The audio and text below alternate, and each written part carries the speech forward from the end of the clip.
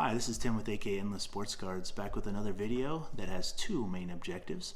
Number one, I'd like to share my collecting goals for 2023, and two, I'd like to show off the mail days that I've had thus far this year, and they are all Trevor Lawrence, and the timing on that is pretty good given our amazing comeback victory against the Chargers. And at time of recording, it's just a couple more days until we play the Chiefs, so hopefully we're able to pull that upset. But if not, hey, we won the division, minimum of 10 wins. If we can beat the Chiefs and upset them, that would be pretty awesome too. So goal-wise, number one, I'd like to pick up a Luka Doncic Mosaic rookie. It's just a card I've never gotten around to picking up. I'd like to get it in a BGS or PSA 9. The 10s and the 9.5s are pretty expensive, so I'd like to kind of keep that down to a 9. I really like the card. I just have never gotten around to pick it up, so now's the time, I think. I'm going to try to pick that up relatively early this year, if not maybe this summer at the National. So I'll talk about that here in a minute too. So that's card number one. Two is Patrick Mahomes. I'd like to pick up a rookie autograph of Patrick Mahomes. If not a rookie autograph, maybe like a numbered rookie of some sort, maybe like a Prism parallel or something like that.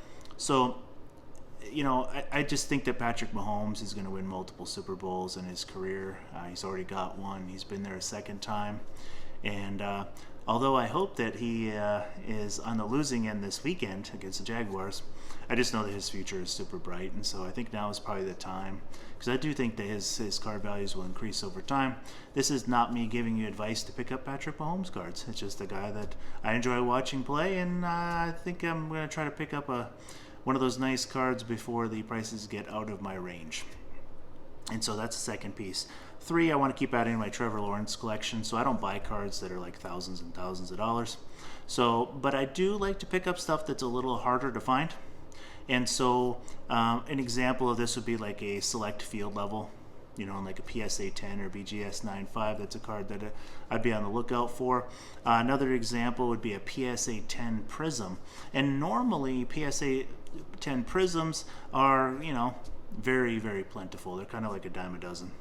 But the quality control of that particular year, of the most recent Prism with Trevor Lawrence's rookie class in it, I've cracked a lot of that wax at the retail level, and the quality was pretty rough. And so I've seen the PSA 10s of Lawrence have been selling for quite a bit, so I suspect that population report is relatively low. Something I can need to take a look at, but that's a card I'd like to have, just because, like I said, I've cracked some of that, and quality control is pretty rough. So that's another card that's on my list. I'd like to pick up some more Denard Robinson cards. So I'm a Michigan fan, and I'm also a Jaguars fan, and Denard Robinson's like a 2-for-1 because he played at Michigan and he got drafted by the Jags. I will have a future video on Denard coming up where I'm really kind of looking at that debate, and it's really a one-sided debate over college jersey cards versus pro jersey cards. Normally that's a no-brainer to go with pro jersey, but we'll take a look. I'll take a look at that topic in that video, and we'll kind of take a look to see, that may not always be the case. And so Denard Robinson, I'd like to pick up some rare Denard Robinson cards, possibly in a Jaguars uniform, but definitely in a Michigan uniform. And I have some rare stuff too that, again, I'll be showing in a future video that I think you may find of interest when we kind of look at that comparison, that debate over college jersey cards versus pro uniform cards. Seems really one-sided typically, but not always the case. So we'll take a look at that as well. Two last things. I don't tend to buy hardly any wrestling cards. I say that because I have cracked some Prism retail wrestling cards, and that's about it. But I saw a product that's come out recently in boxes that looks like are in that $150 range, maybe plus minus a little bit. I'm really intrigued by WWE Chronicles at the hobby level, and so I kind of have that on my goal list as well. That I think I'm gonna buy some of that and crack some WWE Chronicles. If I do buy some, I'd like to make a video on it because I'd like to share my results of what I end up getting. But that's something I really would like to try. I've seen some box breaks on it, at least the results in one of the forums that I'm a member of, and it just looked like a really cool product, and I generally like Chronicles anyway. So that's another thing on my list is the Chronicles WWE. And the last item, I do plan on going to the National. This year's National is in Chicago. I think it would make my 6th National that I've been to. Definitely on my list of goals is to be able to get to that show. I did not go this past year. I tend to skip the show when they're in Atlantic City. And so that's just kind of my own personal preference. I don't go to the show when it's there. I do go when it's in Chicago and Cleveland, if at all possible. And so that's definitely on my goal list. I'd also like to make some videos maybe leading up to that. Maybe make a video or two leading up to it.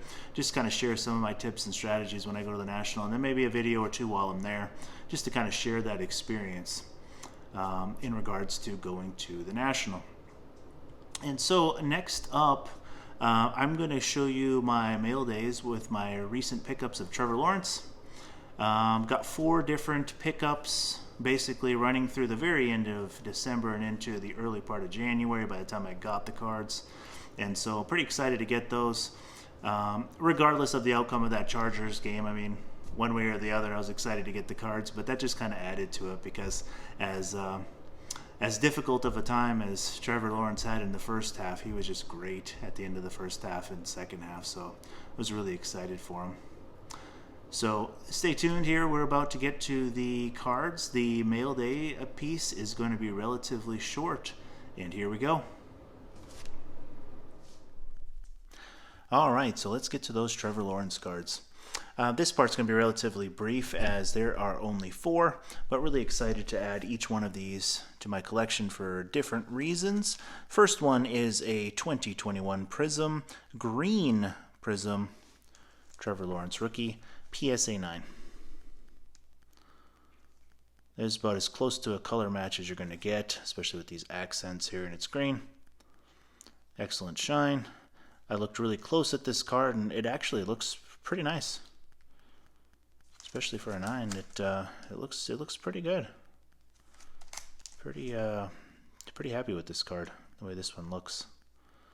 So that's the first piece. Again, like I said, I opened some Prism retail this year, and the quality was pretty rough. So even getting those 9s, I think, are pretty nice, and they tend to be a lot cheaper. This second card is a 2021 Donruss Press Proof Premium. This is also a PSA 9. What I really like about this card is it looks like super high end. It's from, like I said, it's from Donruss. It's press proof, but it just really looks high end with this gold. It's not even numbered on the back. So it's the cheaper card. You know, this is a $50 to $60 card in a PSA 9. But I really like the looks of this. And it's a much better price than buying a super high-end Trevor Lawrence for thousands of dollars. And if that's the types of cards that you like to buy, hey, no judgment. Just not something that I'm willing to do in regards to Trevor Lawrence cards. But really like that one. Looks awesome, especially in person with that shine. My third one, if you watched my previous videos, you know that I like optic hollows.